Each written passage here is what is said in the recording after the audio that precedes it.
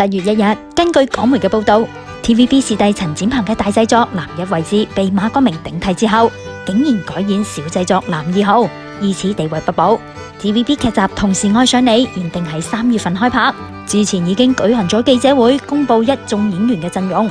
女1號同男1號分別係高海寧同張振朗，而男2號就係蔣怡康。但係喺圍讀劇本期間，啲高層發現有問題，於是就叫停拍攝，並且落命令要修改劇本。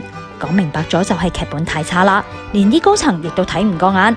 時隔多月，男主角張振朗喺個人社交賬號上邊晒出《同時愛上你》嘅最新劇本，透露劇集將會重新開拍。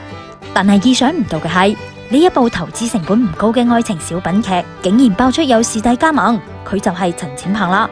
為咗了解詳情，記者仲特登聯繫咗陳展鵬本人，佢承認即將接演呢部劇。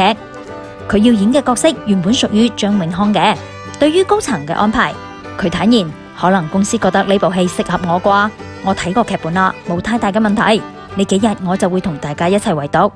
問到係咪會覺得自己變成張振朗嘅陪襯，陳展鵬表示並唔介意，用視帝去陪襯佢，觀眾覺得 OK，睇得舒服就可以啦。